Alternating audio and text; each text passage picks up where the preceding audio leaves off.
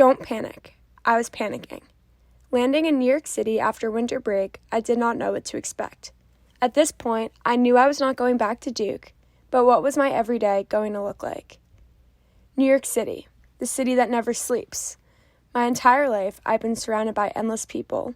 I've always felt small in the city, out of sight, no attention solely on me. I've always loved the freedom that the city instilled in me. I could walk, talk, and go where I wanted, whenever I wanted. Yet, I took this for granted. I was uncomfortable outside. While grateful to have a protective mask, I had a pit in my stomach. I felt vulnerable in my own community, and my mask made it difficult to breathe normally. I officially had no interest in going outside again. Seeing the city in its bare bones is unsettling. So much space and so few people. New York has been stripped of its identity. In my room, I felt at ease.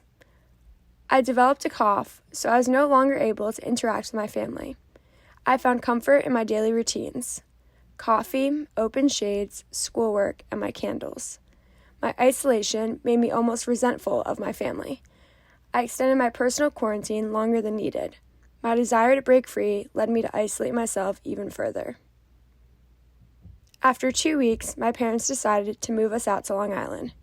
An increase in sunlight allowed me to feel alive again, my room still being a place of refuge. We continued to live separate lives during the day. My brother Andrew consistently stays in bed for the entire day, with no one but his computer screen. Though, with our new puppy Archie brought more family time, the many daylight hours I had spent alone for weeks began to be filled with family.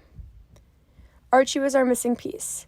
While my sister Sammy still works at home, we were able to spend time together during breaks. My parents continued to put on smiling faces. We began to team together. This was no longer an experience I was having alone. I have found peace in my surroundings. Nature acts as something constant in my life. Walks with my sister and mom brought us physically together, yet I still find myself to feel isolated, alone, but together. Sunsets are when I feel most content. No matter where I view it from, it always adds some closure to my day. I find company in the warm light.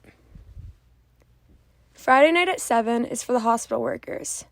My sister and I drive over together to honk our car horn and cheer. Endless cars filled with families, fire trucks, and police officers surround the hospital. Coming together as a community, we cheer for the nurses and doctors. This half hour is a critical reminder to me to be grateful. This is a vital part of my week, in a seemingly dark time. In my lowest moments of feeling alone, I think of this. Brightening their spirits, brighten mine. Nighttime is when I miss the normalcy of my old life most. I become deeply reflective. Spending endless hours scrolling through old photo memories, I landed on this image from spring break. While it is taken at night, I find light in the friends that surround me. Nights feel empty and even more isolating. I long for the darkness of East Campus rather than my room. I long for the late nights with friends in person, not just another movie on my computer screen. I fall into a deep, dark hole of my thoughts. I question past decisions and future plans.